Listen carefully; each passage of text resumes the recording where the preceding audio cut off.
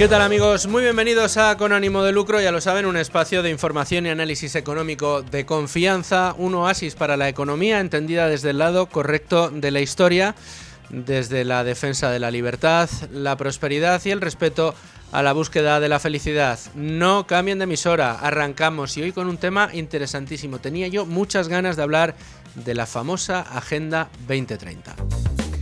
Bueno, ¿y por qué es importante hablar de la Agenda 2030? Bueno, pues entre otras cosas porque está muy en boca de todos desde que Trump ganó las elecciones. No solo eso, sino que la victoria, por ejemplo, de Javier Milei en Argentina, en parte también se entiende como una reacción. Es verdad que en el caso argentino es mucho más complejo, un país depauperado, absolutamente empobrecido por el kirchnerismo durante tantísimos años, y que se reacciona a esa situación que parecía secular y absolutamente inamovible, pues se reacciona votando a Javier Milei y poniendo en la presidencia del gobierno a un liberal libertario confeso. Pero es que la llegada de Trump a Estados Unidos también se entiende como una reacción de hartazgo de buena parte del electorado norteamericano a esa agenda famosa de llamada 2030, en la que se busca conseguir los objetivos de desarrollo sostenible, como le llaman, los objetivos del milenio, que no son otros que reducir de una manera enorme las emisiones de CO2. Se busca, dicen, la prosperidad, pero mediante la igualdad de las personas, la justicia social, la igualdad y el medio ambiente. Tres aspectos que combinados nunca han dado nada bueno, porque al final se pierde de vista lo importante y lo que se hace es tratar de imponer las teorías socialistas allá por donde quieren llegar, y así es como ha funcionado la Agenda 2030. Vemos algunos de sus eslóganes: transformar nuestro mundo, perseguir la igualdad entre las personas, proteger el planeta y asegurar la prosperidad, poner fin a la pobreza y el hambre en todo el mundo y combatir las desigualdades. ¿No irán ustedes en los lemas de la Agenda 2030 defender la libertad, defender el individualismo, defender la propiedad privada o defender el libre comercio? Esto no conjuga dentro de todo lo que tiene que ver con la Agenda 2030. Como digo, son solo algunos de los lemas que adornan esta famosa agenda que han adoptado, ojo, más de 190 países en todo el mundo, y que tiene como propósito, como decíamos, cambiar por completo la forma de pensar y actuar de los habitantes de estos países a través de la implicación de gobiernos, empresas, cultura y los propios ciudadanos. Un proyecto a gran escala para transformar la sociedad. Lo viejo del socialismo de toda la vida: crear hombres nuevos que busquen en su actividad vital diaria el bien mayor para todo el mundo. Esta idea tan bonita, que lo que se ha traducido en lo que se ha traducido siempre ha sido en depauperar sociedades de una manera importantísima. Hablan de las 5 P's: People, Planet, Prosperity, Partnerships and Peace. Es decir, gente o personas, el planeta, la prosperidad, la paz y las alianzas. Esto es, digamos, la hoja de ruta que se plantea la Agenda 2030 para conseguir sus objetivos. Como medio de llegar a estos objetivos, tienen unos objetivos intermedios, que son los objetivos de desarrollo sostenible, como les decíamos, que son 17 y que tienen que ver con acabar con las fuentes de generación de energía tradicionales para cambiarlas por los renovables, acabar, por ejemplo, con los coches de combustión, para acabar con la economía de libre mercado o con la propiedad. Sí, acabar con la propiedad. Y si no, el eslogan de no tendrás nada y serás feliz no tendría sentido, porque lo que quieren es que no seamos propietarios de nuestra casa, no seamos propietarios de nuestro coche, no seamos propietarios de nuestra vida, y que la pongamos al servicio de ese plan fantástico que consigue la Agenda 2030. Prueba de todo ello es que de momento están triunfando. Las empresas hoy ya no persiguen beneficios, persiguen que les pongan el sello ESG, el sello de que son medioambientalmente sostenibles, que además tienen una buena gobernanza y que pues respetan completamente el medio ambiente en el que se desarrollan. Persiguen, por ejemplo, contratos de luz que no sean más eficientes, sino que te garanticen que la energía que estás comprando va a venir siempre de fuentes renovables. Las empresas automovilísticas, por ejemplo, persiguen objetivos como dejar de fabricar eso que llevan toda la vida fabricando, que son motores de combustión, para hacerlos eléctricos y de esta manera entrar dentro de lo que son esos objetivos del milenio, esa Agenda 2030. Como consecuencia, ¿qué hacen? Bueno, pues cuando se olvidan de esto que leen por aquí, del con ánimo de lucro, cuando se olvidan de la búsqueda del sacrosanto beneficio, tratando de ofrecer mejores productos a mejor precio cada vez a más gente, y lo que persiguen es que los políticos de turno o las agendas políticas de turno los consideren homologables para la vida en sociedad, pues lo que hacen es olvidarse de lo que es su esencia. Y así le ha pasado a Audi, así le pasa a Volkswagen, así, por ejemplo, la industria automovilística europea está sufriendo como no ha sufrido en toda su historia. La estupidez de esta agenda es tan evidente que fenómenos como los triunfos, como decía, de Milei en Argentina o de Trump en Estados Unidos, o quizá de Meloni en Italia, son reacciones de cada vez más ciudadanos y más empresas que temen que esta agenda continúe empobreciéndonos a todos. Yo les prometo que vamos a analizar con pelos y señales y con los mejores analistas que tenemos a nuestra disposición todo lo que tiene que ver con la problemática de la Agenda 2030. Lo vamos a hacer en espacio inferior a 1 hora y lo vamos a hacer hasta el fondo, yendo a pisar todos los callos necesarios. Pero antes vamos a echar un repaso, como siempre, a la portada de Libre Mercado. Querida Beatriz García, jefa de Libre Mercado, ¿cómo estás? Muy bien, Luis Fernando. Así Encantada. crea Sánchez un crecimiento artificial a golpe de deuda. Ojo al lunes negro de Rotellar, ¿eh? Sí, nuestro analista no falla, nos cuenta una vez más el dopaje del PIB con todas esas variables que influyen y que el gobierno obvia y se limita solamente a festejar el crecimiento de nuestra economía. Hace unos días el INE publicó los datos de crecimiento, que nuestra economía creció un 0,8, en el gobierno, pues ya te digo, festejando los datos, pero claro, si profundizamos un poquito más en las cifras que estamos viendo, que pues un crecimiento completamente artificial, que estamos creciendo a golpe de endeudamiento, un crecimiento insano y que aumenta el gasto público. Todo esto, ¿en qué se traduce? En una estampida, una desbandada de la inversión. Por ejemplo, el gasto público, nos cuenta aquí Rotellar, que casi cuadruplica con respecto al trimestre previo. Crece un 2,2% y bueno, pues unido a estas variables que estamos contando, a que luego los salarios y los asalariados cada vez trabajan menos horas, a que decrece la industria y que no tenemos tan buenas cifras como el gobierno presume. Fantástico el análisis de Rotellar, como todos los lunes. De hecho, dentro de un ratito vamos a tener ocasión de hablar con él. Le pediremos que nos profundice un poquito en esta idea, más allá de que nos haga el análisis desde el punto de vista económico de los impactos que está teniendo esta Agenda 2030 a la que le vamos a dedicar el programa de hoy.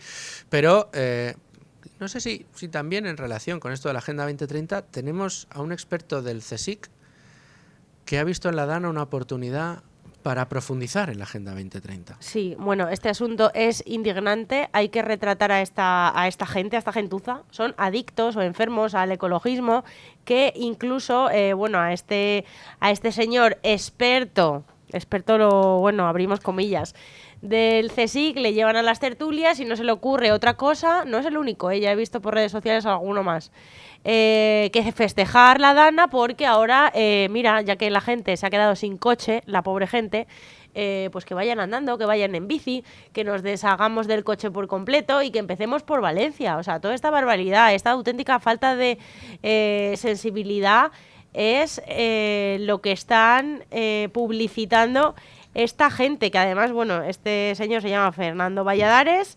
argentino, ha publicado artículos en todos los lados, es experto también en el diario.es, es que lo tiene todo, es un personaje, la verdad... al que le pagamos el sueldo, creo, ¿no? Bueno, pues seguramente. Y luego aquí tiene también ejerce, aparte de insensible y de falta de moral, ejerce de adivino. Dice que es que se apuesta su sueldo, que le pagamos todos, si hay otra DANA. O sea, es una auténtica vergüenza. Y perlas todo, que la democracia y el capitalismo son incompatibles, que el capitalismo mata, que el ecologismo es lo mejor que hay. Y nada, en la Dana se ha hecho famoso y se ha hecho famoso en nuestro caso para mal porque es un auténtico sinvergüenza. El experto del Centro Superior de Investigaciones Científicas que ha visto en los estragos y el drama que ha causado esta tragedia una gran oportunidad para que seamos un poquito más ecologistas. Y que ya que no hay coches, El pues que ha perdido el prohibamos coche, el coche. Mira qué bien. Es que de aquí pasa a felicitar al tío que ha perdido el coche y absolutamente todo, porque estará como en los hombres de la prehistoria, ¿no? Que es hacia donde nos quieren llevar, que no tengamos casa, que no tengamos coche, que no contaminemos de ninguna manera y que el hombre deje de ser un problema para la naturaleza. Es que es terrible lo que nos están diciendo.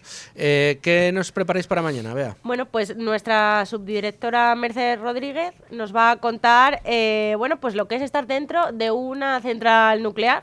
El reactor, una grúa, muros de 1,5 metros de ancho y vamos a poderlo ver. Ha estado personalmente en Almaraz, todas estas centrales que tampoco le gusta al gobierno, a la ministra Teresa Rivera. Bueno, pues nosotros antes de que las cierren definitivamente, que veremos a ver si al final pasa, pues hemos estado en Almaraz. Bueno, pues fantástico ese reportaje, le prestaremos muchísima atención mañana. Muchas gracias, Beatriz. Hasta mañana. Hasta mañana.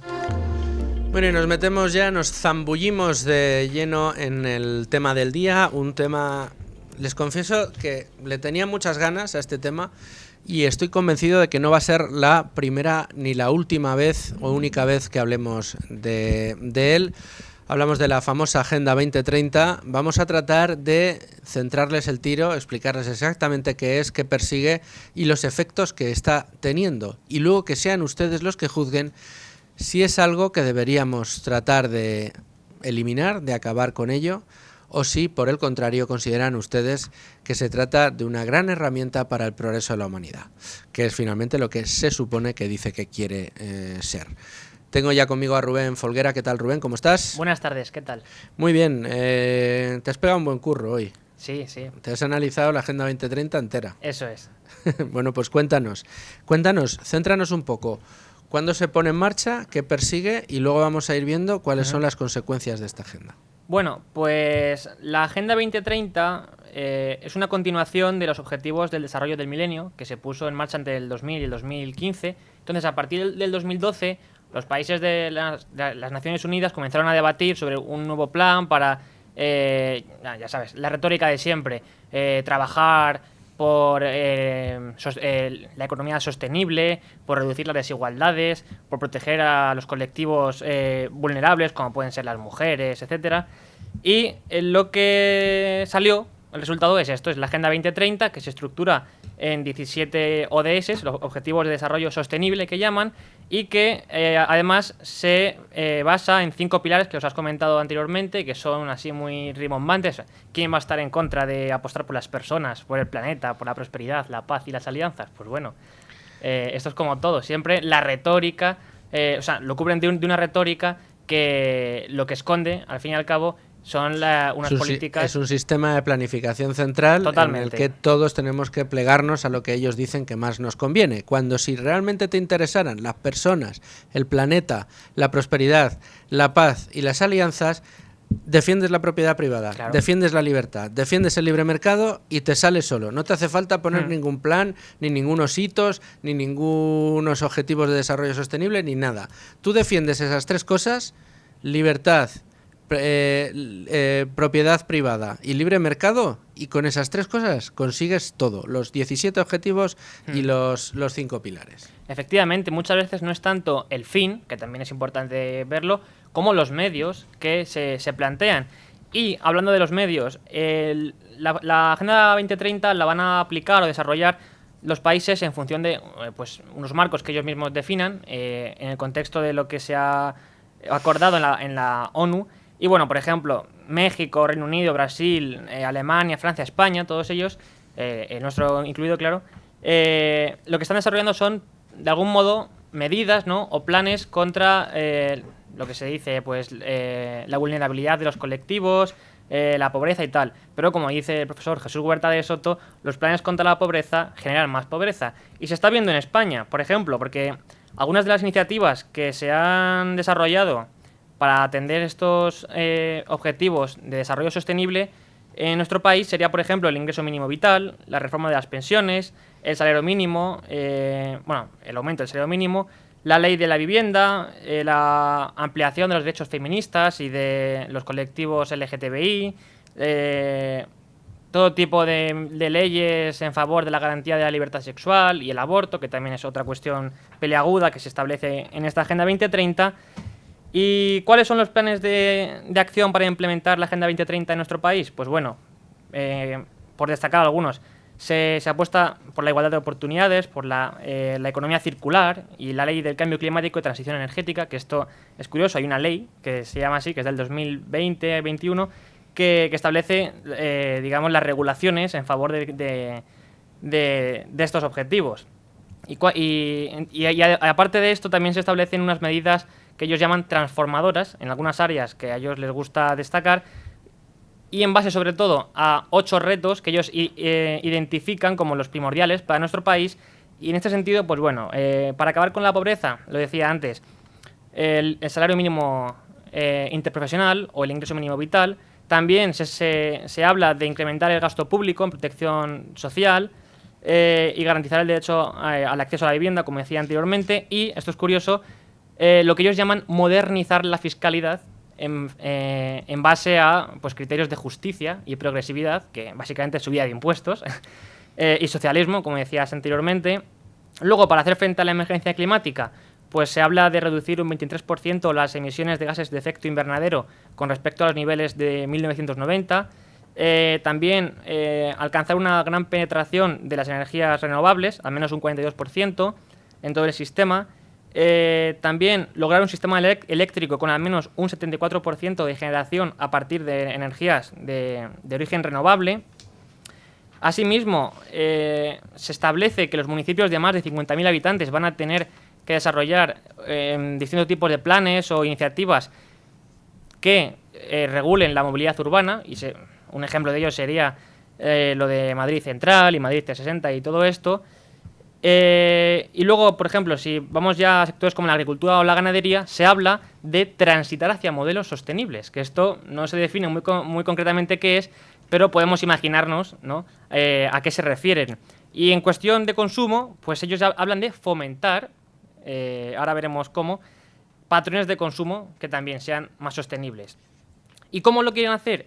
Pues en la Agenda 2030 se habla también de apostar porque estos principios, este ideario, se transmita a través de la educación y también de todo tipo de publicidad institucional y demás. Por tanto, vemos también que hay y esto no es ningún secreto, o sea, es así, no es nada conspiranoico, pero hay un elemento también bastante adoctrinador en todo esto. Rubén, nos has dicho un poco las cuestiones en las que el gobierno, en este caso de Pedro Sánchez, ha puesto en marcha el cumplimiento de esa famosa Agenda 2030, que estamos dentro de los 193 países que la han suscrito, y cómo, de nuevo, no se defiende ninguna de esas 3 patas que hemos dicho serían esenciales para poder conseguir prosperidad, igualdad y todo lo que se plantea la Agenda 2030, que serían la defensa de la propiedad, la defensa de la libertad y la defensa del libre mercado. Esto no aparece por ningún lado y lo que hacemos es salario mínimo, ingreso mínimo vital, a través de una fiscalidad más moderna, es decir, de cobrar cada vez más impuestos, es decir, de pauperar cada vez más a la sociedad para repartir esa pobreza cada vez a más gente. Dirán, menudo reduccionismo ha hecho usted más rápidamente, pero es que es así. Es que lo que estamos viendo, los efectos de la subida del salario mínimo interprofesional, lo que ha ocasionado ha sido una subida de costes laborales brutales a las empresas y conseguir que cada vez más empresas puedan contratar a cada vez menos gente. Es que este es el resultado. Y entonces habrá cada vez más gente dependiente del ingreso mínimo vital y del subsidio, que de nuevo se lo quitarán a la clase productiva, con lo cual al incremento de costes por el salario mínimo vital, por el salario mínimo, va a tener un incremento de costes vía impuestos para poder pagar el ingreso mínimo vital.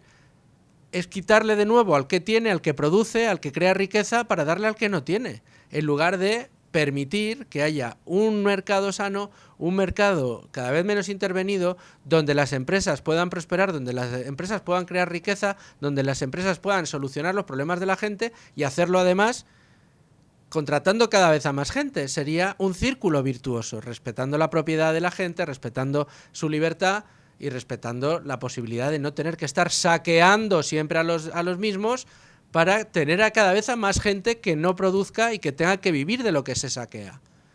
Por eso decimos que esto es empobrecedor hasta la náusea, y no lo decimos nosotros. El gran profesor Javier Milei, presidente de Argentina, lo dice, Juan Huerta de Soto lo dice, la Escuela Austriaca de Economía lo dice, el padre Mariana lo decía. Es decir, no nos hace falta, la evidencia empírica lo dice. Los países donde hay más libertad, más libre mercado, más propiedad privada, son los países más prósperos, donde menos gente pobre hay y donde los pobres que hay viven mejor que los ricos de otros muchos países. En definitiva, esta Agenda 2030 lo que quiere es depauperarnos a todos. Es una agenda socialista netamente. Efectivamente, y la gente no es tonta, aunque ellos lo piensen posiblemente, porque si nos vamos a otros países, por ejemplo a Estados Unidos, y ahora hablaremos sobre la elección de Trump, supongo, y por qué ha salido electo en las elecciones presidenciales, vemos que, por ejemplo, entre julio de 2021 y julio de 2022, según una investigación del Instituto de Política Económica de Stanford, se produjo en California, en el estado de California, un éxodo de 407.000 personas a otros estados, como puede ser Arizona o Texas, fundamentalmente por motivos de políticas medioambientales. Y esto lo recoge la investigación e indica precisamente que bueno, aparte de, por ejemplo, el coste de la vida, sería aquí, en este caso, es muy importante tener en cuenta que estas políticas medioambientalistas han incentivado que la gente salga del estado. Y tenemos ya algunos de los resultados de esta Agenda 2030, los vamos a ir narrando, pero déjame, Rubén, que salude ya, nos está escuchando a uno de nuestros analistas de cabecera para asuntos energéticos y bueno, y para otros muchos asuntos, y nos encanta poderle saludar en Con Ánimo de Lucro. Tenemos ya a Manuel Fernández Ordóñez de Good Mafo. Amigo, ¿cómo estás? Buenos días, ¿cómo estáis? Un placer estar en este nuevo programa. Bueno, yo feliz de poder saludarte, amigo. Tenemos hoy un reto importante, pocos minutos para hablar de un asunto importantísimo, que es el de la Agenda 2030. Pero en materia energética, sé que es difícil, lo que te pido, pero ¿nos podrías resumir en nada, en 3 minutos, hasta qué punto es un absurdo lo que se ha planteado? O sea, ¿qué es lo que plantea la Agenda 2030 que choca directamente con la realidad y que ya está teniendo algunos efectos adversos? Más que un absurdo, yo creo que se trata de... Vamos a clarificar el concepto, ¿no? Porque yo creo que al final el mercado, si tú le dejas operar de manera libre, como comentabas en estos minutos anteriores, al final yo creo que el resultado podría llegar a ser no el mismo, pero muy parecido, ¿no? El problema con la Agenda 2030 es que se está tratando de forzar las cosas y se está estirando el chicle demasiado. ¿A qué me refiero? A que una cosa es avanzar en una transición energética hacia fuentes que sean menos emisoras de carbono o menos intensivas en carbono, que eso es algo que probablemente el grueso de la gente puede compartir, pero otra cosa es hacer lo que estamos haciendo en los gobiernos europeos, que es poner encima de la mesa planes que no son realistas en absoluto. Es decir, una cosa es ir transitando en una dirección y la otra cosa es forzar las cosas hasta límites que son inasumibles. Alguien decía que se ha escrito más ficción con el Excel que con el Word. Y es absolutamente cierto, ¿no? Parece que uno hace unos planes, en los ministerios hacen planes energéticos a largo plazo, que todo el mundo, todos los actores del sector sabe que son irrealizables. Incluso aquellos actores que son supuestamente beneficiados por ese plan, saben también que esos planes son irrealizables. Porque ni tenemos los recursos, ni tenemos las personas, ni tenemos el dinero para las inversiones, y sobre todo, que es que no son necesarias esas inversiones. Lo dice el mercado, no es que lo diga yo, ni lo digan en el ministerio, ni lo diga el sector, es que lo dice el mercado. Es que estamos intentando hacer una transición energética para instalar fuentes energéticas con un consumo cada vez mayor de energía, unos planes de consumo de energía cada vez mayores, que realmente no se están dando. No se están dando. El pico máximo de consumo eléctrico en este país fue en el año 2007. Estamos en el año 2024 y todavía no hemos conseguido superar ese pico. Estamos lejos de él. Es decir, todo este relato que nos venden de que estamos electrificando las economías, de que las economías avanzadas se están electrificando, es falso, no es cierto. No se sustenta en ningún dato. Si estuviéramos electrificando las economías, los consumos de electricidad en España serían cada vez mayores. Y no lo son, y no lo son. Por tanto, estamos poniendo encima de la mesa unos planes que no se están cumpliendo y que no se van a cumplir. Lo que pasa es que en el camino estamos hipotecando a muchas generaciones. Ese es el verdadero problema, ¿no? Perseguir fantasmas y además mientras lo haces, pues impactar en la población, empobreciéndola de una manera muy notable.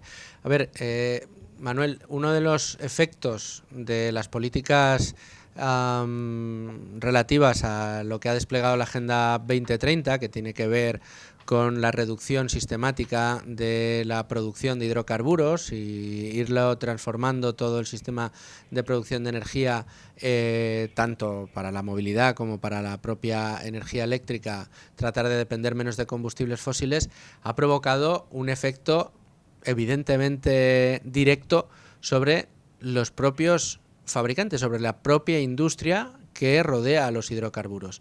Esto lo que ha hecho ha sido que durante los últimos 10 años esas inversiones hayan derivado hacia otras cosas, como puedan ser las energías renovables, y el número de oferentes, la oferta de productos de hidrocarburos, de energías tradicionales, de gas, petróleo, carbón, se han ido reduciendo de una manera drástica. ¿Qué pasa? Que cuando hay momentos en los que el mercado demanda más este tipo de hidrocarburos, al haber cada vez menos oferta, lo que has conseguido es un cuello de botella terrible que te dispara los precios. Y ahí tuvimos los efectos en 2022, si no recuerdo mal, con una subida de los precios energéticos brutales. Pagábamos en el recibo de la luz a precio de auténtico lujo, era un bien de lujo. Aquel invierno hubo personas que por no poder pagar el gas o por no poder pagar la luz por los precios que habían adquirido, tuvieron que pasar frío en sus casas. Esa era la solución que daba la Agenda 2030. Y este tipo de desequilibrios en el intento de planificación, como tú decías muy bien, persiguiendo esos fantasmas, es decir, sin siquiera poner encima de la mesa unos resultados que incluso para tus propios intereses hablen de que lo estás haciendo bien, lo que estás consiguiendo por el camino, como decimos, es empobrecer. Yo no sé si para ti es la palabra que resume muy bien los efectos de todo lo que estamos viviendo. El problema fundamental es que estamos tratando de abordar un problema global, y por global me refiero a mundial, desde una óptica muy local. Al final pretendemos que las soluciones que nosotros podemos implementar en Europa, o en Estados Unidos, o en países ricos de la OCDE, como puede ser España, funcionan en todo sitio, en todo momento y en todo país del mundo. Y esto no es así, y nunca va a ser así, ¿no? Porque los países están en distintos estadios de desarrollo y sus prioridades son otras, que no tienen por qué coincidir con las nuestras. El problema es que nosotros, nuestros países ricos, fundamentalmente sus economías, cuando un país es muy rico, una parte importante de su Producto Interior Bruto se sustenta en el sector servicios, ¿vale? Y no en el sector primario y secundario. Eso no quiere decir que nosotros no sigamos demandando bienes de los sectores primarios y secundarios, y esto creo que es importante entenderlo, sino simplemente que esos productos y servicios de los sectores primarios y secundarios los estamos externalizando. Es decir, no es que nosotros ya no usemos acero, simplemente es que el acero ya no se produce en los altos hornos de Vizcaya ni en los altos hornos de Asturias, se producen en China.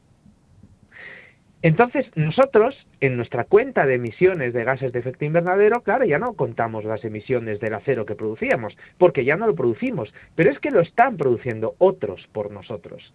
Y eso es hacerse trampas al solitario, porque nosotros externalizamos toda esa emisión a la atmósfera, externalizamos toda esa contaminación de otro tipo de gases que no son CO2, y a la vez recriminamos a China, que es un país muy emisor. Claro, porque está produciendo para ti. Y esto es lo que nadie quiere ver, ¿no? Esto es lo que nadie quiere ver. Esto ya te empobrece. ¿Por qué? Porque la propia Agenda 2030 le dice a China, usted es un país muy emisor. Y China dice, ya, pero es que estoy produciendo para ti. Y dice, ya, pero como es usted un país muy emisor, yo voy a poner aranceles en frontera a todo lo que usted produzca, ¿no? Lo estamos viendo con el coche eléctrico. Entonces, lo que no podemos estar es jugando a nadar y guardar la ropa. Es decir, ¿queremos potenciar el vehículo eléctrico en Europa? ¿Sí o no? Si la respuesta es sí, ¿qué sentido tiene poner aranceles a los coches eléctricos chinos que cuestan la mitad? Ninguno. ¿Queremos potenciar el coche eléctrico a la vez que salvamos la industria del automóvil de Europa? Ese juego es imposible. Esa ecuación diferencial no tiene solución. Salvo que tú obligues a los ciudadanos europeos a pagar por un coche el doble de lo que vale. Pero eso es empobrecer a tu gente. Y la gente tiene que saberlo. O sea, el problema no está en el vehículo eléctrico. El problema está en las políticas que van asociadas al vehículo eléctrico. Y como el vehículo eléctrico, podemos argumentar en cualquier otro rincón del sector energético, ¿no? Hay un hecho indiscutible, que no hace falta más que mirar los datos, ¿no? Que uno mira en los últimos 3 años cuál ha sido el aumento de producción con energías renovables, y ha sido espectacular, espectacular. Las energías renovables han producido más de 1000 teravatios hora más. Eso es una burrada, es como 4 veces España, el consumo eléctrico de España. Claro, el problema es que el aumento de la demanda de electricidad en el mundo ha crecido más rápido que el aumento de las energías renovables. Es decir, las energías renovables por sí mismas no son capaces ni siquiera de abastecer el nuevo incremento de demanda. Ya no te digo abastecer todo lo demás que es fósil y quieres quitar. Y estamos hablando solo de electricidad. Si nos vamos al consumo de energía total, el consumo de energía total es 6 veces mayor que el aumento de producción con energías renovables. ¿Por qué? Porque el mundo es fósil. El mundo es fósil, el mundo sigue siendo fósil y el mundo va a seguir siendo fósil muchos años. Hacer planes que obvien esto, pues son planes que van a fracasar. Y el problema de que los planes que ponen los gobiernos encima de la mesa fracasen, y están fracasando, porque año tras año no hacemos más que batir el récord de emisiones, por tanto las políticas no están funcionando, es que la gente va a llegar un momento que va a bajar los brazos, porque va a decir, esto que estamos haciendo es inútil, que no funciona. No, no, no es inútil. Estamos yendo en la buena dirección, pero conviene no forzar las cosas. No, pero, a ver, y tú has pisado un callo importante, Manuel, cuando has dicho, no, es que estamos externalizando las emisiones de que cuesta producir acero, ¿no? Y ahora ya no lo producimos nosotros, con lo cual nos hurtamos de la riqueza que nos proporcionaba el fabricar nosotros el acero y se lo hemos dado a China para comprárselo a ellos más caro y que sean ellos los que contaminen. Pero es que claro, si lo pones todo en perspectiva, amplías el foco y te das cuenta de lo que se está haciendo en Europa versus lo que se está haciendo en otros países, dices, oye, ¿están bajando las emisiones? No, están subiendo. ¿Quiénes son los que reducen las emisiones? Europa. ¿Quiénes son los que han puesto un impuesto a su tejido productivo brutal, como son los famosos derechos de emisión, que no deja de ser un impuesto por contaminar a las distintas empresas? Europa.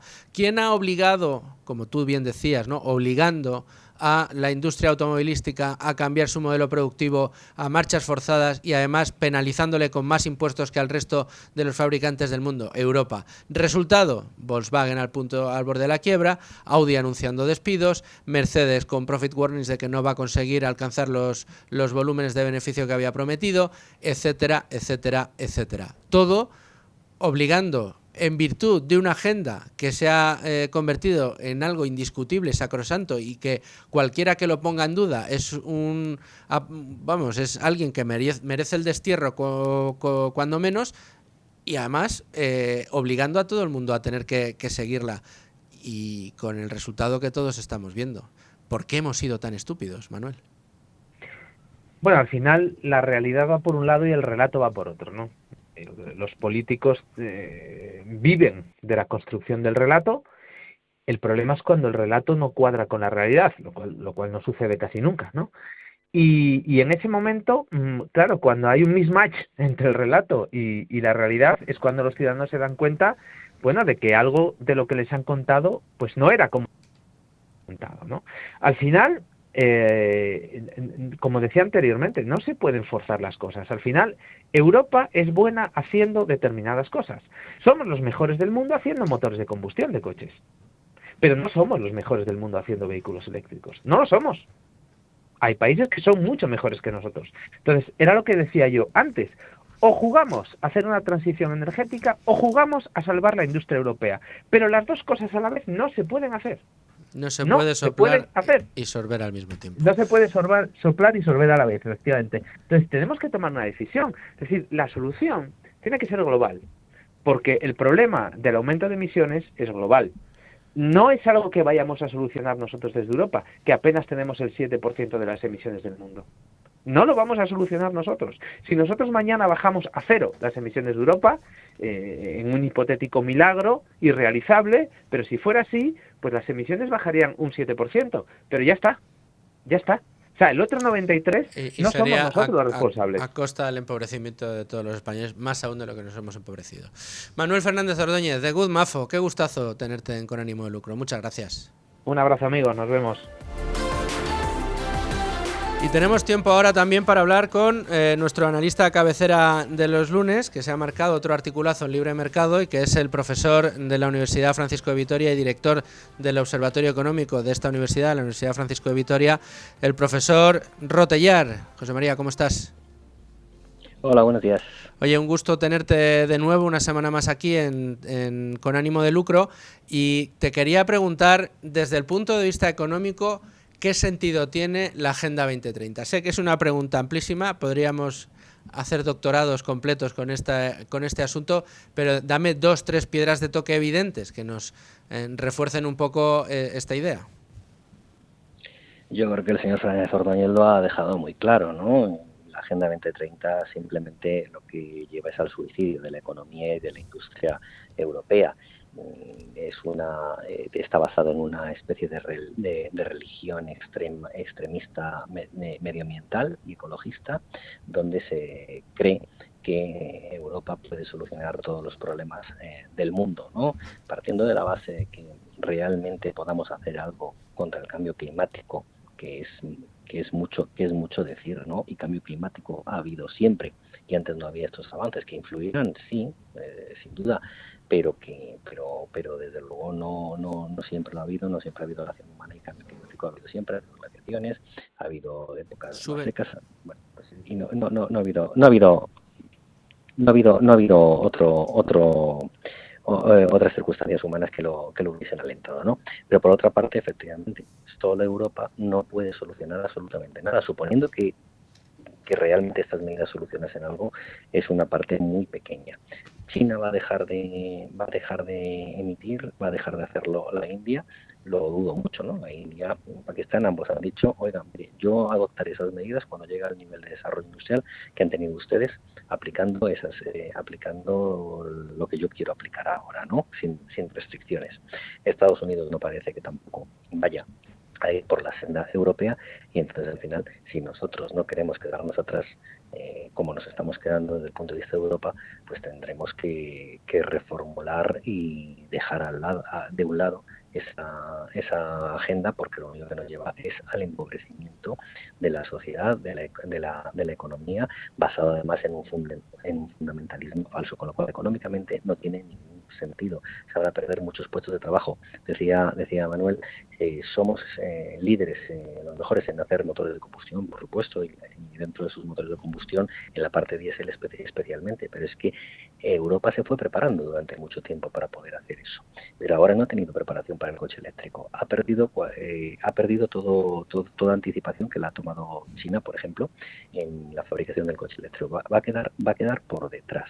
Y luego, además, no tiene tampoco capacidad. Aunque tuviese capacidad para llenar y que todos los ciudadanos tuviesen 1 o 2 coches eléctricos, no habría puntos de recarga. Y no solo habría puntos de recarga, no habría capacidad en la red para poder recargarlos. Con lo cual, es absurdo todo. Y luego, además, esos coches contaminan mucho más, porque primero, cuando se construye y se fabrica un coche así, pesa mucho más, porque las baterías pesan. Al pesar más, consume más. Aquellos que son híbridos tiran también de motor de combustión, con lo cual provocarán más emisiones que uno que no sea híbrido, porque pesa más. Y en segundo lugar, aquellos que son híbridos y los que no son híbridos, las baterías, cuando muere el coche, dónde van. Eso sí que contamina, mientras que el tema de los residuos de la energía nuclear está perfectamente resuelto. Mientras no se apueste por la energía nuclear, mientras no se vuelva a la racionalidad y se abandone todo este fundamentalismo medioambiental, lo que estará sucediendo es que la sociedad se estará empobreciendo, como se está empobreciendo la sociedad europea y como se está quedando atrás la industria europea, especialmente la industria alemana, que es el motor económico de Europa. Pero es que Alemania ha tomado muy malas decisiones que afectan a su economía y que, como mayor economía de la Unión Europea, afectan y arrastran al resto de economías. Y ya si alguna incurre en los mismos errores, como es el caso del gobierno español presidido por el presidente Sánchez, pues entonces todavía el efecto en España puede ser mucho mayor. Hay que no cerrar nucleares y abrir más, hay que apostar también por el gas, hay que seguir utilizando el resto del mix energético en la medida en la que sea posible en la parte de las renovables que ya sean eficientes, y hay que olvidarse de todas estas cuestiones, porque si no la economía europea va a ir hacia abajo. Profesor Rotellar, por la claridad con la que hablas, es por lo que nos gusta tanto tenerte en Con Ánimo de Lucro. Muchas gracias por tu análisis, te veo la semana que viene. Hasta luego. Adiós. Bueno, pues el profesor Rotellar, Rubén, que nos hacía unas puntualizaciones importantes. Yo he anotado ahí ese titular que nos daba al principio de su intervención, ese suicidio económico que supone la Agenda 2030 y que se está demostrando en unas políticas cuyos efectos directos estamos sufriendo en el bolsillo todos los españoles, en el caso de nuestro país, empobreciéndose de una manera notable. Mucho ojo a las industrias automovilísticas, a las industrias de extracción de hidrocarburos y de transformación, cómo están sufriendo y cómo eso al mismo tiempo nos está provocando, en este caso, pues importantes menoscabos en el desempeño de los precios energéticos. Ahí tuvimos los grandes picos de precios que hemos sufrido.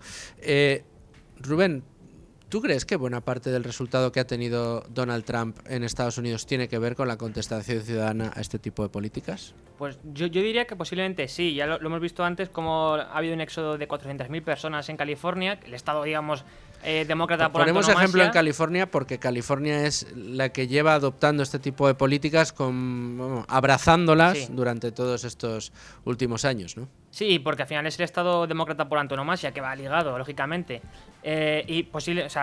Yo estoy convencido de que buena parte de la victoria de Trump se debe a esto. Y luego mira, esto lo podemos dejar, Rubén, para otro programa. El efecto de este tipo de políticas y de esta agenda en el campo, en el sector primario, tan importante y tan necesario para seguir produciendo alimentos para todos y tan castigado por esta agenda en concreto. Y luego los resultados que tiene cuando vienen temporales, porque ya ha salido Sánchez y compañía a decir que el cambio climático mata, ¿no? Tomando como percha lo que ha sucedido, por desgracia, en Valencia, pero no se plantean que posiblemente lo que esté sucediendo sea resultado de las políticas ambientalistas, porque si el campo no se limpia, si el campo no se cuida y no se permite que ganaderos y agricultores oriundos de las zonas rurales trabajen en ese campo, cuando viene una lluvia, cuando viene una riada, lo que sucede es esto, es que los puentes se taponan, lleva mucha maleza y al final las consecuencias se maximizan, pero tremendo. De una manera muy importante, sí señor. Rubén Folguera, muchas gracias, como siempre, por tu análisis y las cifras que has buscado.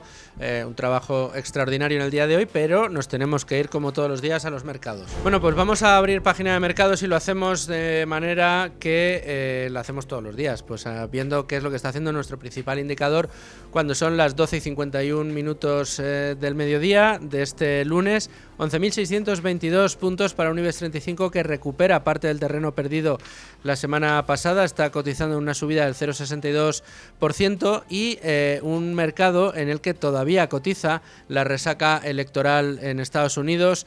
Leemos algunas informaciones que tienen que ver con las expectativas que los analistas están haciendo respecto al comportamiento que va a tener Donald Trump con la Reserva Federal o hasta dónde van a llegar los aranceles que proponga su administración. Por supuesto, los bitcoiners están de súper enhorabuena. El Bitcoin supera los $81.000 y se pone como objetivo a corto plazo alcanzar los 100.000. Mucho ojo a todo lo que les estamos contando, porque ahora les vamos a poner la interpretación, porque tenemos ya a nuestro asesor de confianza, asesor financiero de Luna y Sevilla Asociados. José María Luna, ¿cómo estás? Muy buenas, pues estupendamente. Oye, Después un de una semana tan placer. intensa como la pasada, esta tampoco no va a ser mala. No, eso te iba a decir, no te duermas en los laureles, señor, porque tela No. lo que tenemos por delante. Estaba yo diciendo, José María, que teníamos en estos días la resaca de las elecciones de Estados Unidos. Sé que eres un analista de la actualidad muy sesudo y no te quiero privar de tu análisis. Dime en primer lugar, ¿qué efectos crees que va a tener, sobre todo en el corto plazo, esta victoria de Donald Trump? Pues yo creo que ya se está reflejando, ¿no? La victoria de Donald Trump, además una victoria incontestable. Yo creo que, en primer lugar, gana lo que sería la economía, claramente, frente a discursos más populistas. Muchas veces se asocia el populismo al discurso que da Donald Trump. Yo creo que hay más populismo, o había más populismo, en el caso de Kamala Harris, sobre todo al bolsillo del norteamericano. Y eso no lo entendieron los demócratas, más claramente Kamala Harris. Al final lo que se ha votado precisamente es esa salud financiera de los estadounidenses, ¿no? Y el efecto es muy claro en los mercados financieros. El Trump 2.0, es como nosotros muchos analistas lo estamos denominando, o el Made in US, aquello que se fabrica en Estados Unidos. Claramente el vencedor en las divisas es el dólar, al menos en el corto plazo. Luego ya iremos viendo en el medio y largo plazo qué ocurre y qué visión tiene Trump y cómo puede o no presionar a la Reserva Federal norteamericana, ¿no? Pero muy bien para los índices bursátiles estadounidenses. Además, en estos índices se han ido sumando compañías que hasta ahora iban funcionando más o menos bien, pero no tan espectacular como, bueno, pues las grandes empresas que cotizan en el Nasdaq con el S&P 500, y me refiero sobre todo al caso del Russell 2000. Esa bajada de impuestos a las compañías es una lectura muy interesante, porque una bajada de impuestos en las compañías, en el impuesto de sociedades, ojalá tomaran nota los europeos, y más claramente en el caso español. Puedes decirlo alto, sí, ojalá tomaran Lo nota. diré, voy a decirlo muy claro, para que lo entiendan y si alguien nos escucha. Una bajada de impuestos y un aumento en este caso de ingresos, posibles ingresos para los estadounidenses, y con la bajada sin duda alguna también de los tipos de interés por parte de la Reserva Federal, es que es gasolina para los mercados financieros, gasolina para el ahorro norteamericano. El ahorro es riqueza, por mucho que les pesa más de uno, y también sin duda alguna tiene su correspondencia en los mercados financieros. Miren, una bajada de impuestos a las grandes compañías, muchas compañías de gran capitalización, que se les baje impuestos, van a motivar movimientos corporativos, van a recomprar sus acciones, pagarán dividendo a los accionistas. En el caso de las pequeñas compañías, que les bajen impuestos, que les bajen los tipos impositivos, que les bajen los tipos de interés a la vez, y que mejore la economía, como lo estamos viendo, esa resiliencia de la economía norteamericana, permite que el beneficio de las compañías mejore, y eso es riqueza que se trasladará, sin duda alguna, también en empleo, y que se traslada también riqueza para el bolsillo del norteamericano y de fuera de Estados Unidos, que invierta precisamente en compañías de pequeña y mediana capitalización. Con lo cual, también es muy buena noticia que se sume el Russell 2000 en este sentido a las subidas que se ha dado en otros índices, que se habla mucho, el S&P 500, el Dow Jones o el Nasdaq, el índice de las tecnológicas, porque se una las empresas de pequeña capitalización, es decir, la economía real que se suma a esas subidas. Es muy, muy buena noticia. Y donde están las incógnitas, y con esto voy acabando, pues es en Europa y es en Asia, claramente en China, ¿no? Ya no solo por la política de aranceles, que claramente tendremos que ver cómo eso se traslada, sino también por cómo se encuentran las empresas europeas asfixiadas por la regulación, por la normativa, con crecimientos muy endémicos, que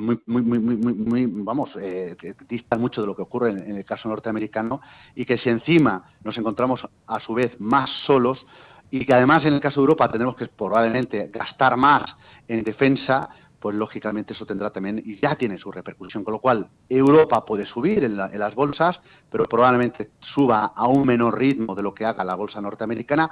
Buen tono para la deuda corporativa europea, ahí sí que me gusta, sobre todo por la bajada de tipo de interés que hará el Banco Central Europeo, y por la solidez de los balances. Las dudas, insisto, es en la bolsa. Y China, volveremos a ver las medidas de estímulo del gigante asiático. De momento no están siendo muy acertadas, o no están siendo en la batería la importancia que el mercado está demandando, porque no están entendiendo que aquí no se arregla con políticas de oferta, sino que se arregla con políticas de demanda. Y eso Alemania debería también aprender. José María, leo un informe de BlackRock que dice: vemos fuerzas estructurales que mantienen la inflación alta a largo plazo, impidiendo que la Reserva Federal recorte tanto como esperaban los mercados. ¿Crees que vamos a ver tensiones inflacionistas y que el ritmo de bajadas de tipos de interés se va a modificar? El esperado, quiero decir. Tienes 2 minutos exactos que nos vamos al boleto informativo. Muy rápidamente. Vamos a ver. La Reserva Federal va a seguir bajando tipo de interés hasta que el tipo de interés del que se fija la Reserva Federal esté un tipo neutral, ¿de acuerdo? En base al crecimiento económico norteamericano, al ritmo de creación de puestos de empleo y también de los datos de inflación. Que será a menor ritmo, probablemente, pero ¿ustedes saben el daño que hace la deflación? Por poner un ejemplo, es decir, la inflación descontrolada, que es lo que están ahora mismo haciendo la Reserva Federal, y probablemente las políticas, aunque sean algo inflacionistas, pero no serán tan inflacionistas como se está vendiendo. Yo creo que, moraleja, sí bajarán tipos, probablemente a menor ritmo, pero el problema es ahora, en el corto y medio plazo, para la economía norteamericana, y en ese sentido es donde van a actuar las políticas económicas en este caso, de Trump.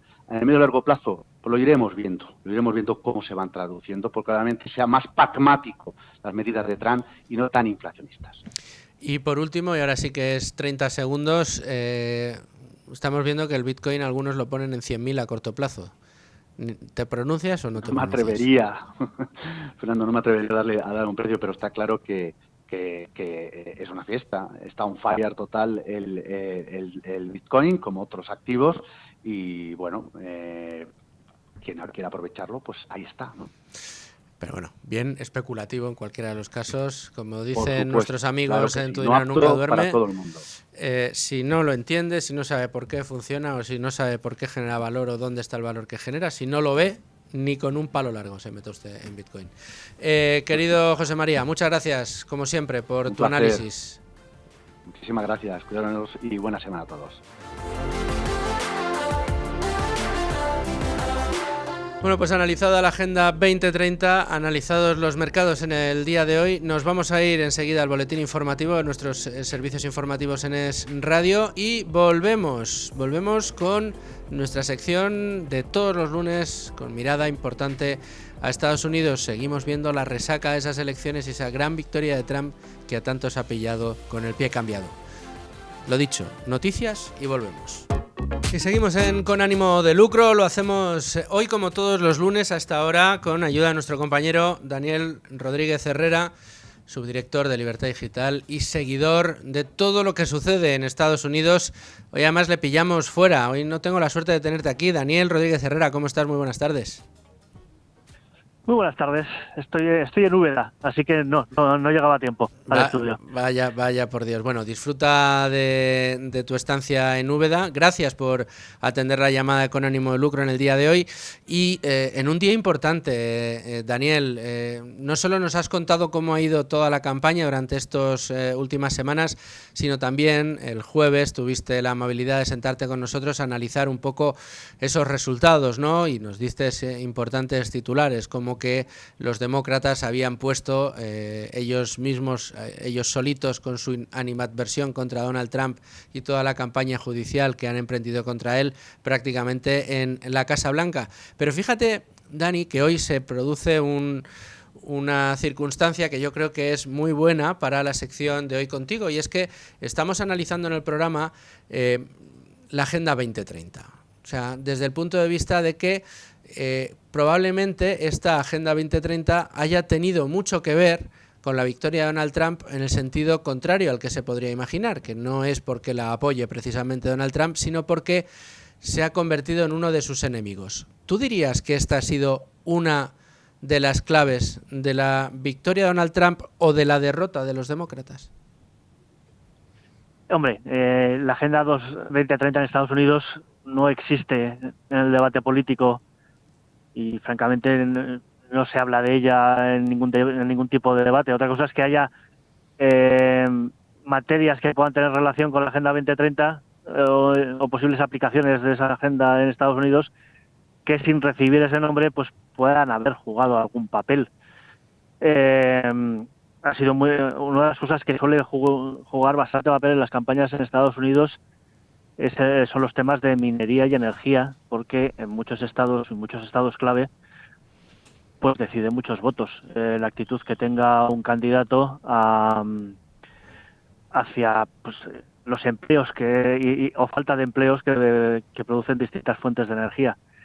Y obviamente Trump siempre ha sido, bueno, todos los republicanos en general, pero Trump en particular, siempre ha sido muy favorable a explotar todos los recursos de los que dispone Estados Unidos, mientras que los demócratas, incluyendo Kamala, pero esos en general de los demócratas, no suelen ser tan favorables. De hecho, Biden, en cuanto llegó al poder, lo primero que hizo fue cancelar, una de las primeras cosas que hizo el primer día fue cancelar la autorización del proyecto Keystone XL para traer petróleo proveniente de arenas bituminosas de Canadá, que es un gaseoducto que, por supuesto, produce un gran ahorro para transportar ese tipo de material respecto a las alternativas que son trenes, camiones, etcétera. Ese tipo de asuntos es verdad que siempre han contado con el apoyo de los republicanos y el rechazo de los demócratas, que siempre han sido muy afines, como las izquierdas de aquí, a los cantos de sirena del ecologismo.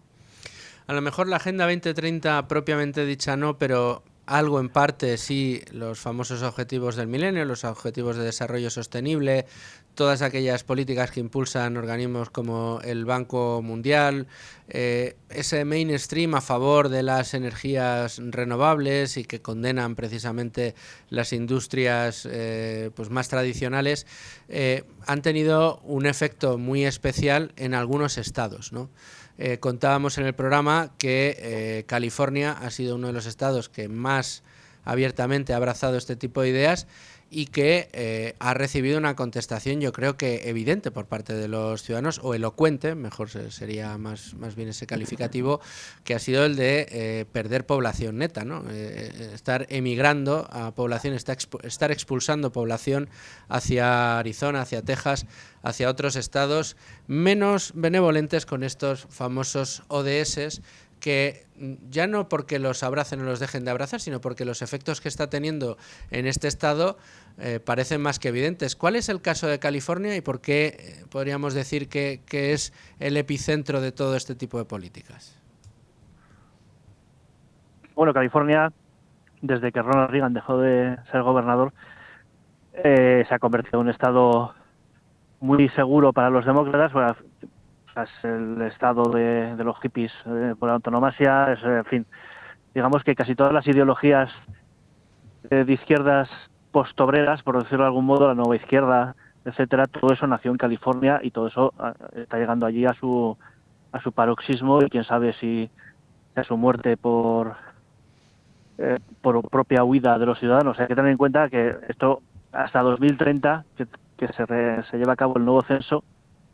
En Estados Unidos cada 10 años hay un censo y es el que decide pues tanto los votos electorales para la presidencia, el número de distritos que tiene cada estado para llevar a la Cámara de Representantes, decide diversas cosas, y las proyecciones que hay para el de 2030 es básicamente que los demócratas van a perder mucho peso simplemente por la inmigración.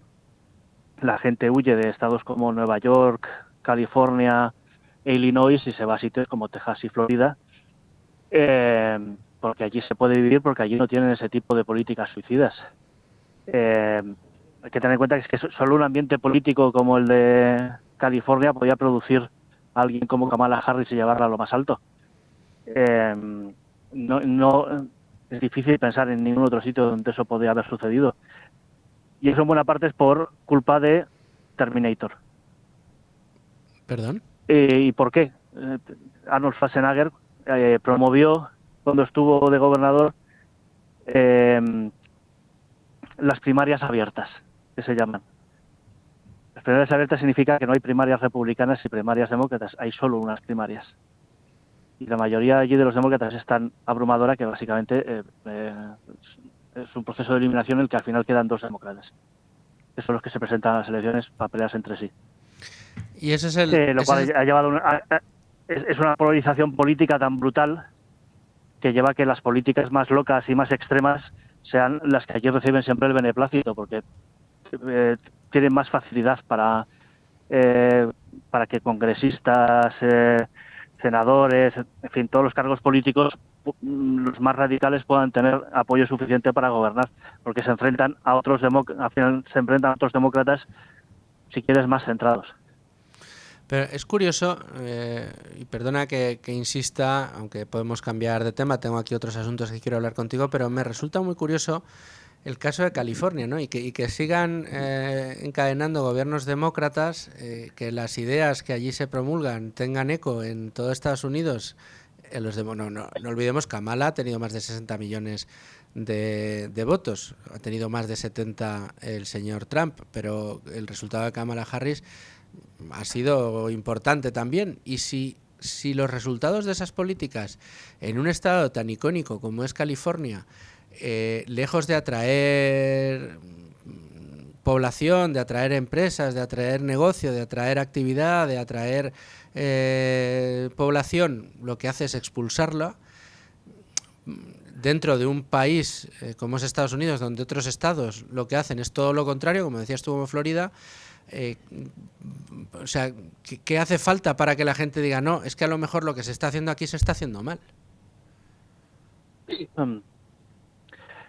Pues es complicado. Es que hay que tener en cuenta que en California hay varias Californias. De hecho, ha habido siempre muchos proyectos que nunca se han llevado a cabo para dividir California en varios estados distintos. Porque al final quienes deciden todo son los que viven en las grandes ciudades de la costa, mientras que gente que vive de la economía real, digamos, que no vive de las grandes tecnológicas, no tiene que ver con Silicon Valley, etcétera, la gente que vive, pues lo que sé, de los viñedos de Napa al norte, o de la agricultura más hacia el este, hacia el interior, pues tiene un peso demográfico demasiado pequeño como para influir en las políticas generales del Estado. Y los que viven de las grandes tecnológicas y demás viven en un maná de dinero que casi da igual qué políticas lleves a cabo, que aquello sigue siendo muy rico. Entonces, al final, eso que decía Margaret Thatcher de que el socialismo funciona hasta que acabas con el dinero de los demás, pues el problema es que allí hay mucho dinero de los demás. Entonces, en concreto en California esto puede seguir así durante mucho tiempo. Otra cosa es que vaya teniendo cada vez un peso demográfico y por lo tanto político menor. Sí, desde luego. Para terminar, y nos queda solo un minuto real, además, Dani. Hoy leemos que las políticas de la Reserva Federal respecto a tipos de interés no se sabe qué camino van a tomar y se teme que no vayan con las bajadas de tipos de interés que tenían planeadas hasta la fecha. ¿Tú crees que Trump tiene algo que ver con eso o no? Es posible que mientras no sepan por dónde tira Trump, decidan quedarse y esperar a ver. Trump, siendo el tipo de político que es, seguramente preferiría que las bajasen. También es posible que la Reserva Federal, habiéndose elegida por quien ha sido elegida, decidan no bajarlas por puro sectarismo y por fastidiar a Trump. Que no te extrañe, porque cosas más raras han visto en Estados Unidos. En cualquier caso, no me parece tampoco raro, incluso me parece prudente que por el momento no hagan nada mientras no sepan algo más de qué medidas económicas va a llevar a cabo Trump cuando gobierne. Pues Dani Rodríguez Herrera, ahí queda tu diagnóstico. Muchísimas gracias y hasta el lunes que viene. Hasta el lunes que viene. Y abrimos esa página tan bonita, tan entrañable y tan didáctica que es esta sección de ellos aprendí que tenemos cada semana con Rocío Recio. ¿Cómo estás, Rocío? ¿Qué tal, Luis Fer? Buenos días.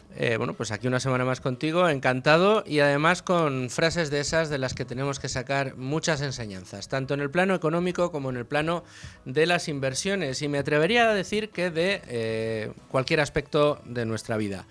Hoy nos traes una de Jean Perret, no sé cómo se pronuncia en inglés, o Jean Per, o de Jean Perret, no lo sé. Jean Perret. La jubilación, está bien salir de la carrera de la rata, pero tienes que aprender a que te vaya bien con menos queso. Esto es La vida misma, para todos los aspectos de la vida. La vida misma, efectivamente, plasmada en una frase, Luis Fer.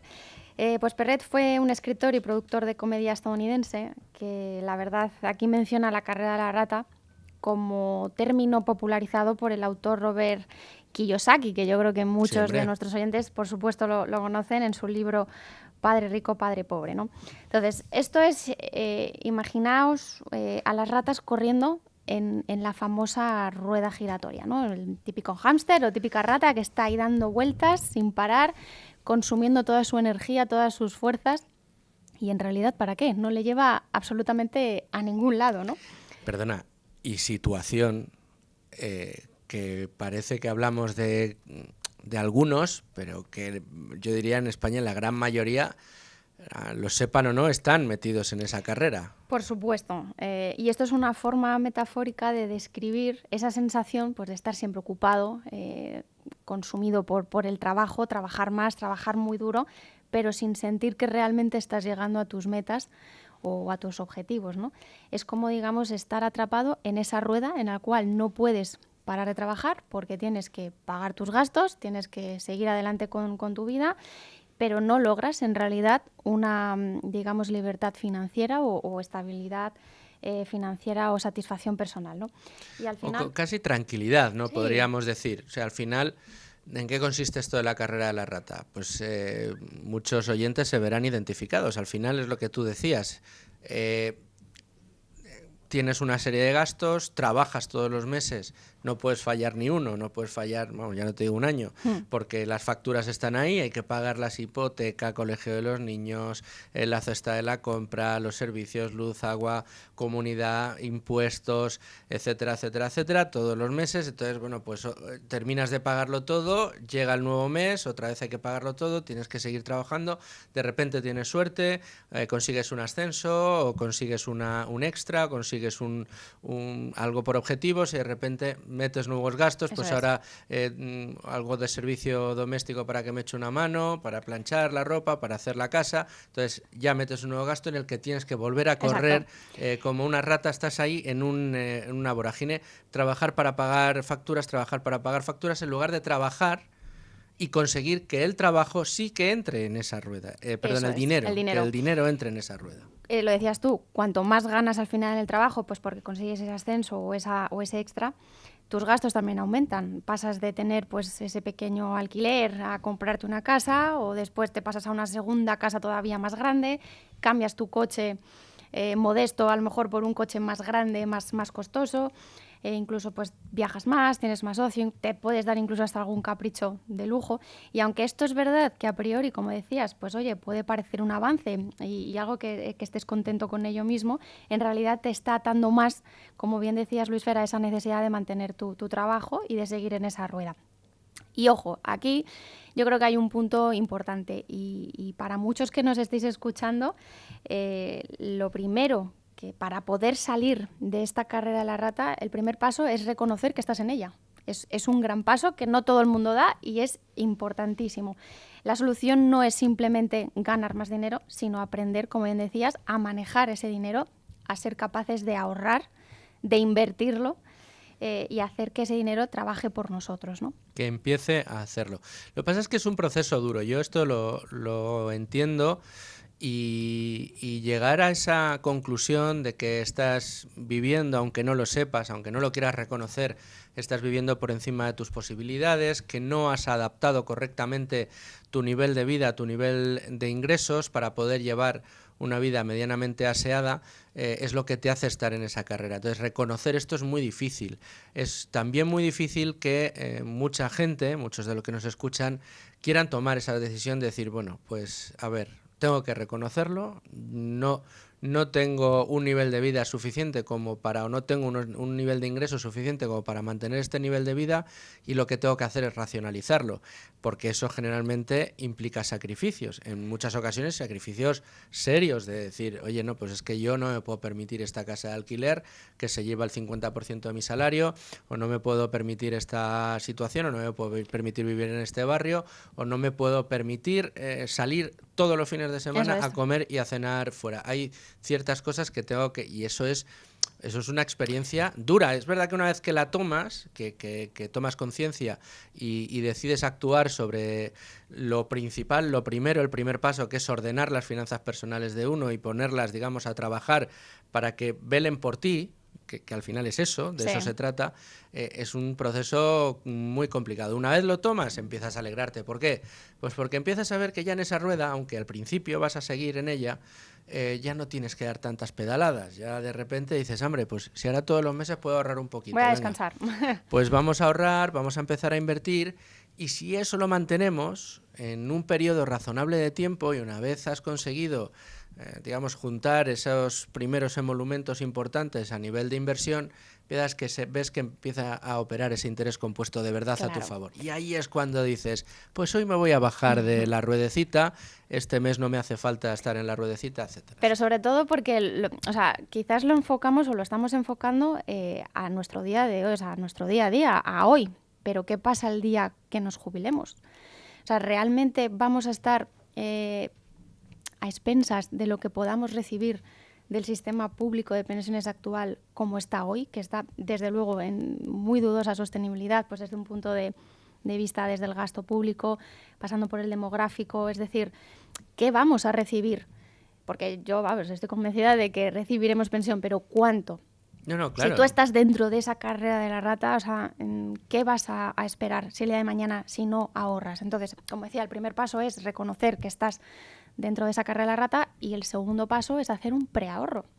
Por ejemplo, vamos a poner un ejemplo, si ganas 1.000 euros al mes, pues en cuanto recibas ese ingreso, apartar cierta cantidad, 20, 50, 100 euros, lo que uno considere, y ahorrarlo. Y a partir de ahí empezar a hacer pues esos gastos, los gastos fijos, los gastos variables, lo que tú quieras. Y ojo, que ese ahorro tampoco me vale meterlo debajo del colchón, porque el día de mañana, cuando nos jubilemos, al final esa pérdida de poder adquisitivo que se da con el paso de los años por la inflación, etcétera, pues no. Hay que intentar ahorrar, hay que intentar elegir ese producto que mejor me pueda dar esa buena rentabilidad y, como decía antes, poner nuestro dinero a trabajar. Que tu dinero trabaje por ti y no tú para conseguir dinero. Al final de esto se trata. Ese preahorro, como tú dices, es una de las mejores maneras. A Domingo Soriano siempre le gusta decir que lo tienes que ver no como una privación de tu poder adquisitivo, sino más bien como un pago a ti mismo. Exacto. En el futuro. En el futuro. Te estás pagando a tu yo del futuro, y lo estás haciendo además de una manera sensata, invirtiendo, porque tomar la decisión de no invertir, tomar la decisión de dejar el dinero en una cuenta corriente, en una cuenta a la vista, es tomar la decisión, y esto nos lo tenemos que meter en la cabeza, es tomar la decisión, asumir la decisión de que quieres perder dinero. Tal cual. No, es que yo soy muy conservador, es que yo no quiero perder, es que a mí me da mucho miedo perder. Bien, si has dejado tu dinero en la cuenta, has tomado la decisión automáticamente de perder dinero. Tendrás menos dinero. Porque en el futuro ese dinero va a valer infinitamente menos de lo que vale hoy. Solamente en una inflación media del 2%, que es el objetivo de los bancos centrales, al cabo de 10 años, pues es un bocado importantísimo a tus ahorros, ¿no? Con lo cual, hay que metérselo en la cabeza. Decidir no ahorrar, decidir no invertir ese ahorro, es tomar la decisión de perder dinero. Y de cara a la jubilación, pero Rocío, de cara a la jubilación y a otras muchas cosas, como siempre decimos, al final, cuando tú tomas esta decisión, te ordenas, tienes ese momento epifánico fastidiado, de decir, madre mía, la que tengo, o sea, yo no puedo seguir así, no puede ser que yo gaste 1.500 cuando estoy ingresando 1.200 todos los meses.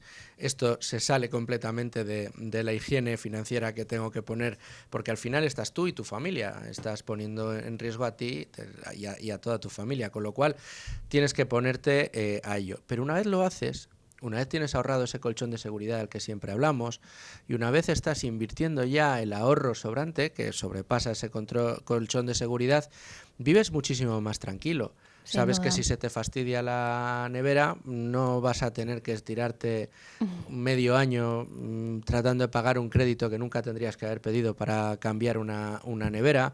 O si Dios no lo quiera, tienes la desgracia de caer en desempleo, pues sabes que no tienes ese colchón de unos meses para, incluso tenerla, que siempre lo decimos, si tienes un trabajo que no te gusta o tienes una situación que no te gusta, tener el poder De decir, pues ¿hasta mira, hasta aquí no me pasa nada, me puedo Exacto. tirar 2 o 3 meses sin Eso es. trabajar porque tengo la situación financiera lo suficientemente holgada. Y esto se consigue con prácticamente cualquier nivel de ingresos, que es lo más difícil de ver, porque es verdad que cuando el nivel de ingresos es muy, muy bajo, cuesta mucho tomar este tipo de decisiones. Eso es. Eh, Pero hay que hacerlo. pero hay que hay que tener intentarlo. esa conciencia de hacerlo, como bien dices.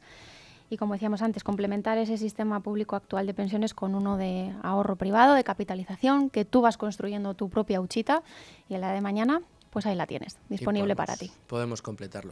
Muy bien, Rocío, pues nada, muchas gracias por esta frase económica, esta intervención que hoy nos ha enseñado mucho de esa carrera de la rata que debemos evitar a toda costa. Muchas gracias, nos vemos otro día. Nos vemos. Y a todos ustedes, señores oyentes, gracias por estar ahí un día más. Arrancamos semana lunes, mañana con más asuntos de su interés. Sean muy felices, amigos.